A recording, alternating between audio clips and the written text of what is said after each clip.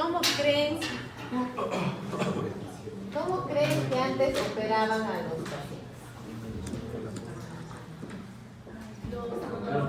Con alcohol. Borrachito aguanto de todo, ¿sí? Con café. Con coca. Hay diversos. Borrachito aguanto todo, ¿sí? Ya.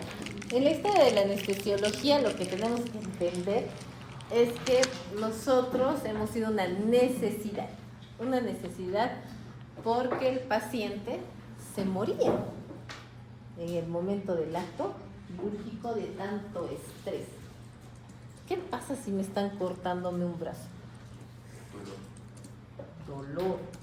Y cuando ocurre dolor, ¿qué pasa? Respiramos. Nos duele intensamente. ¿Qué va a hacer? Nuestra presión va a aumentar, ¿no? No me desmayo, dice el primer. Mi corazón va a aumentar, mi frecuencia cardíaca va a aumentar. ¿Qué más? Frecuencia respiratoria. También aumenta todo.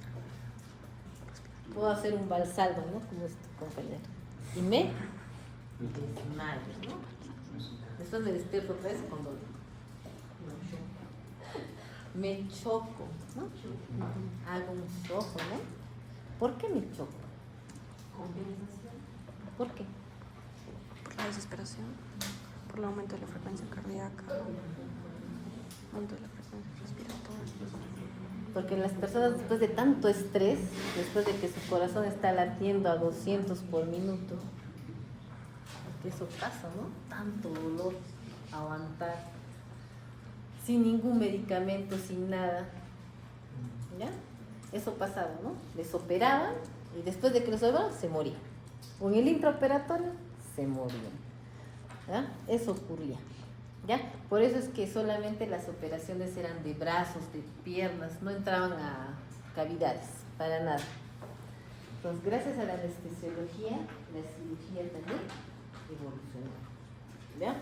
Porque sin anestesia no hubiera podido soportar el paciente ese tratamiento quirúrgico. ¿Ya? Entonces, ¿qué hacían nuestros antiguos? ¿Qué utilizaban? Diferentes Plantas. plantas, ¿no? Y nuestros anestésicos son compuestos de diferentes plantas, ¿no? Entonces, ¿qué utilizaban? Mandrágora, beleño, belladona, ¿no? Adormidera, cáñamo, ¿no? San Pedro. Entonces, todos estos, ¿ya? Tenían propiedades químicas que hacían disminuir el dolor, que daban un grado de sedación, pero si me excedía, tal vez al paciente los mataba. Ese era el problema, el otro problema, ¿no? Le doy mucho de esta hierba, lo mato. Le doy menos, no. Entonces, ese era el punto, ¿no? Entonces los sacerdotes, magos, hacían con estas plantas de todo, ya era un desafío para aliviar el sufrimiento. ¿Ya? Entonces, ¿qué hacían? Muchas veces les dejaban, les mantenían en hipoxia. ¿Para qué? Para que se desmayaran y se dejaran operar. Otras veces con combo, ¿no? Como los picapiedra, una contusión cerebral, ya se desmaya y se deja operar, o tal vez me lo llevo al otro lado, ¿no? ¿Ya? O también sección de raíces nerviosas, digamos, van a amputar una raíz nerviosa, lo seccionaban, ¿no? Para que tolere. ¿Ya? Aplicación del frío, el hipnotismo también. Entonces, de todo para que el paciente se opere. ¿Ya? Miren cómo era antes, ¿no? Este es realmente algo que nos dice mucho, ¿no? Los agarraban entre varios al pobre paciente para que le puedan operar. Hablan, ¿no?, de una cirugía de cálculo de vesícula en donde el paciente estaba así agarrándose y botó a todos. Tenía tanta fuerza, como era joven, botó a todos y se fue así abierto al baño. Entonces realmente era algo terrible operarse sin anestesia, ¿no? Entonces, vamos a hablar de eso. Aquí está. 5 libros del dolor, ¿no? ¿De quién? De Dioscorides. Entonces, en este libro del dolor habla del opio, habla de la mandrágora, habla del cannabis, que ahora lo utilizamos para manejo del dolor. ¿Ya? Igual los opiáceos, ¿no? ¿Ya? Y esta es los primeros pasos, ¿no? De la anestesia. ¿Qué cosa es anestesia? Ausencia de la facultad de sentir, ¿no? Sin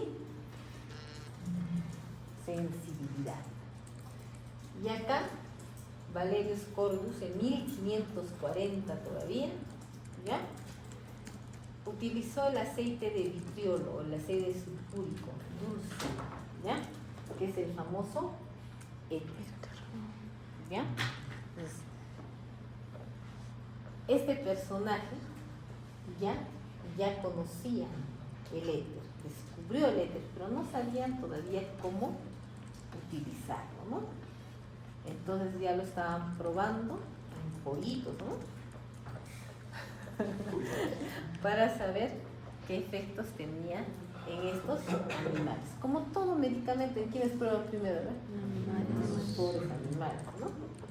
En 1774, el óxido nitroso y el descubrimiento del oxígeno y del óxido nitroso por Priestley, ¿no? Y acá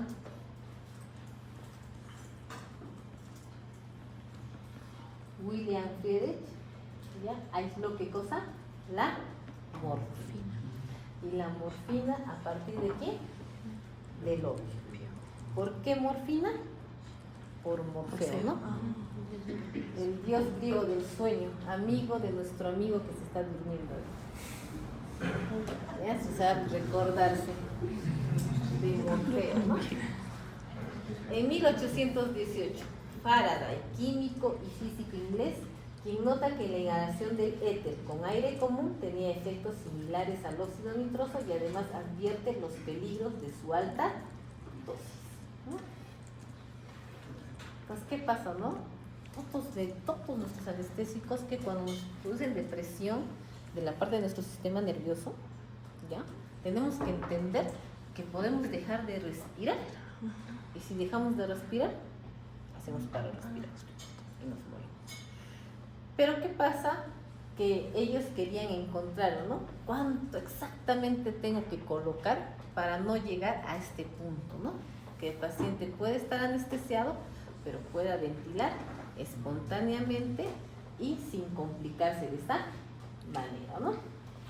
Entonces, acá tenemos Charles T. Jackson, químico y geólogo americano, que durante una demostración química inhala éter y descubrió que había alivio del dolor. Él fue quien le enseñó a William Morton.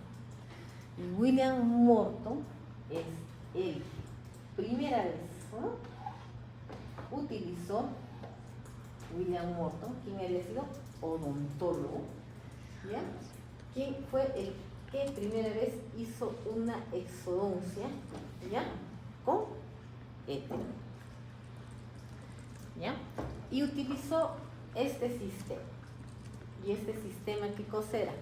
Era un tubo por donde ingresaba el éter y otro tubo por donde ingresaba el oxígeno. Y lo bañó de éter una esponja dentro de acá de este frasco, y en la esponja estaba éter. Y de esa manera el paciente ventilaba oxígeno y respiraba éter a unas fracciones más pequeñas, de tal manera que el paciente ventilaba adecuadamente, no se deprimía tanto la parte del sistema nervioso y podía soportar la exodosis. Él fue el primero en utilizar éter. ¿Cómo se llama? William Morton. William Morton. Y era odontólogo. Bueno, ¿qué podemos hacer? Es que los odontólogos sufrían de eso, ¿no? Sus pacientes tenían un dolor intenso. A ver, dolor de muela. ¿Quién no ha tenido dolor de muela? ¿Nadie? ¿Nadie? Ya bueno, yo he tenido.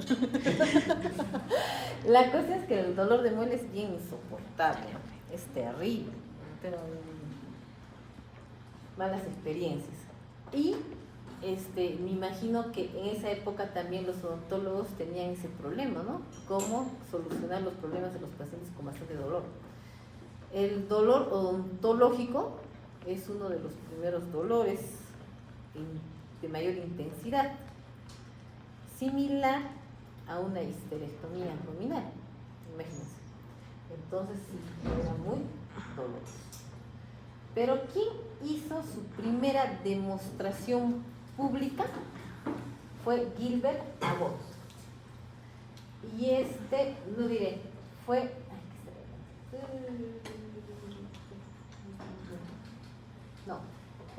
William Thomas Morton, ¿ya? ¿En qué paciente? En Gilbert Abbott. ¿Y dónde lo hicieron la demostración? En la facultad de Harvard, ¿ya? Resecando un tumor submaxilar y diciendo las primeras palabras: doctor, su paciente está listo. ¿Qué significa eso? Que está listo para ser operado. Entonces va a ser el primer anestesiación, ¿ya? Entonces también había otro medicamento que era el cloroformo, ¿ya? Que lo han utilizado en obstetricia, ¿ya? Y que al inicio, bueno, ustedes saben que la Iglesia Católica a muchas cosas ha dicho no, ¿no? Ha dicho no. Y esto hacía que no se prosiga con este tipo de procedimientos, ¿ya? ¿Ya? Pero han visto de que esta mortalidad por anestésico con éter en comparación con cloroformo era menor, ¿no? Por ejemplo, con éter 1.2 de 30.000 versus 1 de 2.600. Es decir, con éter era menos que con cloroformo.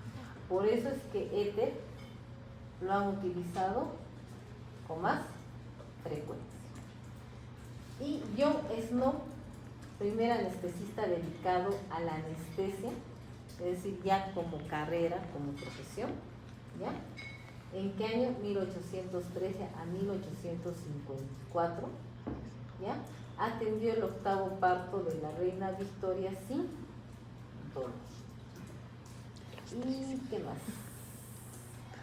Ahora, los anestésicos locales. ¿Qué seríamos nosotros sin nuestros anestésicos locales? Los anestésicos inhalatorios definitivamente han marcado un antes y un después en cuanto a cirugía, pero nuestros anestésicos locales también han tenido mucho que ver para que procedimientos pequeños o regionales puedan ser efectivos, ¿no?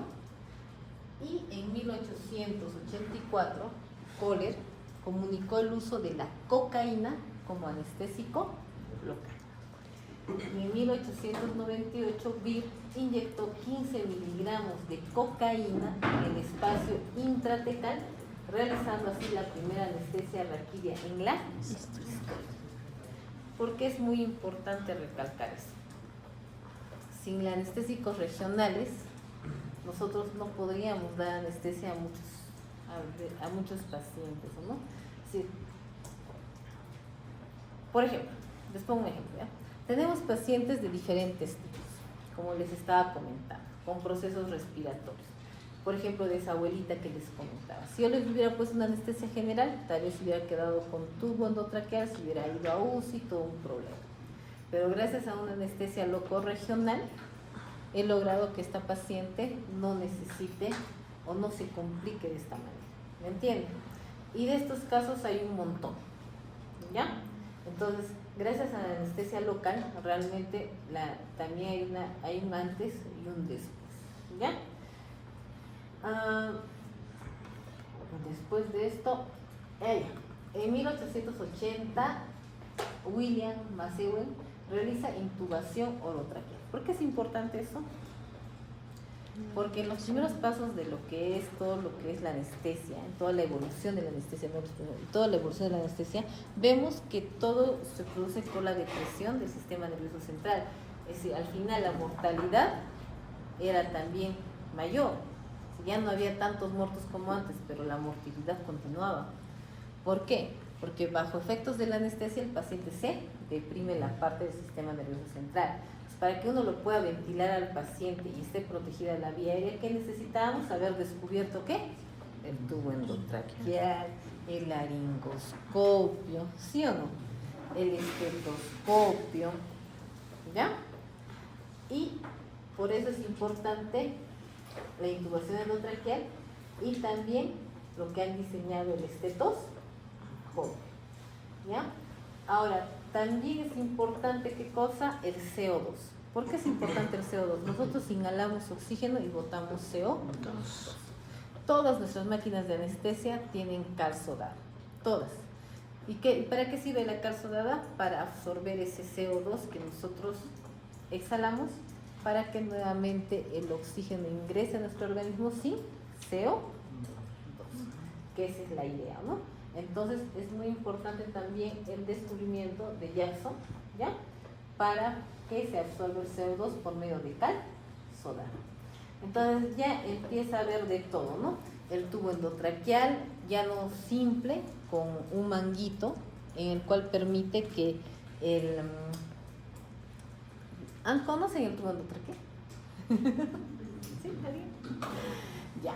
¿Qué pasa? Se infla un globito para que no puedan pasar las secreciones de la boca a la vía respiratoria. Es como yo pongo un sorbete en mi vía respiratoria, pero si hay espacios por donde pueda pasar las secreciones, se va a ir las secreciones a mi vía respiratoria. Pero ¿qué pasa? Yo le inflo un globito y hace que no pasen las secreciones de mi boca a mi vía respiratoria. Algo así. Entonces, eso es lo que se ha utilizado el tubo endotraqueal con un manguito inflable y eso se le llama neumotaponamiento, ¿ya? Y también dentro de lo que es, hemos utilizado también los bloqueos del plexo braquial, la primera vez en 1911, ¿ya? En 1913 se realizó la laringoscopía con un laringoscopio en forma de L. Nuestros laringoscopios son diferentes. Tenemos laringoscopios rectos, laringoscopios curvos, videolaringoscopios, laringoscopios de mango corto. Dentro de toda la evolución de la anestesiología se han creado muchos instrumentos. ¿Para qué? ¿Con qué fin? De asegurar la vía aérea del paciente. ¿Ya? Ahora también en 1928 la introducción del curare. ¿Qué es el curare? ¿Qué es el curare? ¿Ya? Eso utilizaban los indios, una plantita en la cual a los animalitos los hacían paralizar. Es decir, eran los relajantes neuromusculares. ¿Ya? Entonces, gracias a la relajación, se pueden realizar cirugías en abdomen. ¿Ya? ¿Por qué? Porque cuando no hay relajación, no hay una adecuada relajación, todos los intestinos tienen peristaltismo, ya van a estar saliendo, no van a dejar una operación de cavidad abdominal realizarse si no hay una buena relajación. ¿Ya? Y Iván McGill ya propone la anestesia inhalatoria a través del tubo endotraqueal. Y miren, ya es más sofisticado, ¿no? Ya tenemos como una especie de ambú, ¿ya? Una bolsa de oxígeno, también su sistema por donde ingresa el oxígeno y el medicamento, y acá te apuesto que todavía existe la famosa esponja, ¿ya? Entonces, En 1920 y 1960 se realizaron múltiples pruebas con diferentes gases en busca del gas ideal para la práctica de anestesia, ¿no? El ciclopropano, el éter vinílico, el cloruro de etilo, el etileno, el alotano. Entonces, después del éter, ¿qué viene? Alotano. Todavía mi jefe, el más antiguito, ha utilizado alotano. ¿Pero qué pasaba con el alotano? Era muy hepatotóxico. Pues como era hepatotóxico, se ha dejado de utilizar. Y en 1934 introducen el tiopental sódico. ¿Y qué es el tiopental? Es un hipnótico que nos ayuda a deprimir el sensorio del paciente, pero ¿qué pasa? Mucho tiempo es su efecto, ¿no? Entonces se está dejando de utilizar, no se está dejando, la verdad que ya se dejó de utilizar el tiopental, todavía yo he utilizado el tiopental, ¿ya? Y en 1946 se prepara la detubocurarina, ¿ya? Del curare, ahora ya es detubocurarina, ¿ya? Y en 1947 la introducción de la lidocaína como anestésico local, ya no es cocaína, ahora es lidocaína, ¿ya? Y en 1949 se utilizó por primera vez la succinilcolina, entonces ya no es detubocurarina, ahora es succinilcolina como relajante neuromuscular, ¿ya? En 1957 la bupivacaína como anestésico local. Entonces, primero, ¿quién fue? La cocaína.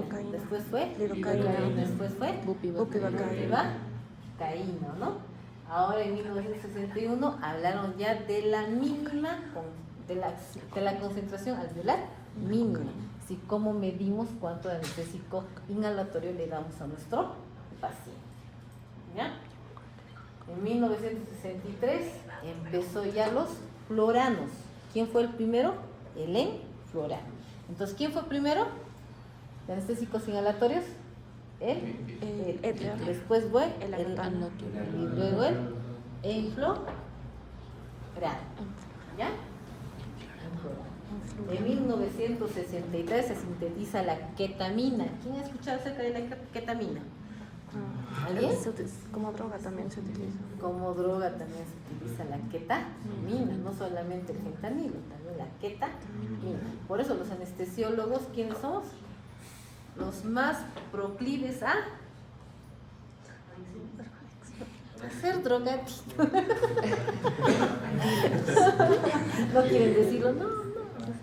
Somos los más proclives a, ¿por qué? Porque tenemos a nuestra disposición tantas drogas, ¿sí o no?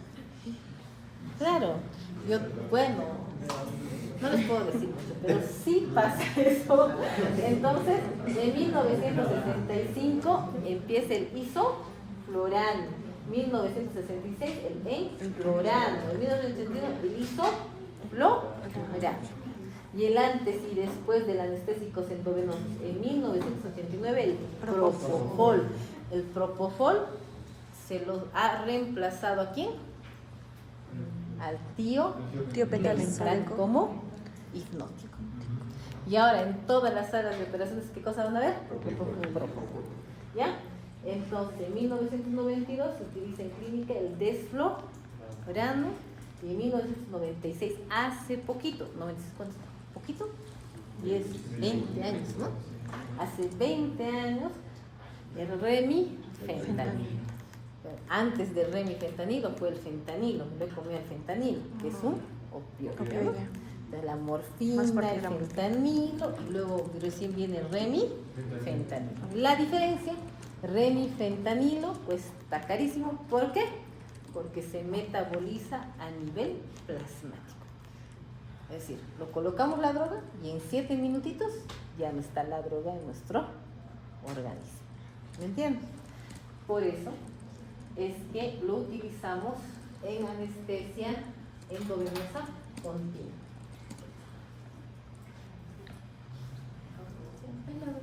¿Es la última? Sí. Y así, esa es la historia de la anestesiología, chicos. Entonces, lo que tienen que tener en cuenta es el antes y el después de cada medicamento. ¿Ya?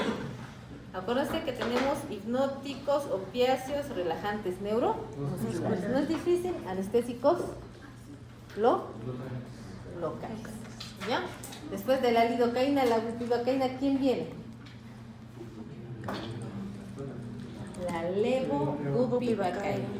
Es un nuevo medicamento, sí, menos, ¿qué cosa? ¿Qué queremos cada vez que utilizamos nuevas drogas? Menos tóxico. Menos Amigo. tóxico. Acuérdense que nuestros anestésicos locales producen toxicidad. Necesidad cardiovascular. ¿Ya? ¿Por qué es importante? Pues saber esto. Había un doctor, un cirujano de cabeza y cuello, que una fecha dijo, no, yo con anestésico local nomás voy a hacer un procedimiento.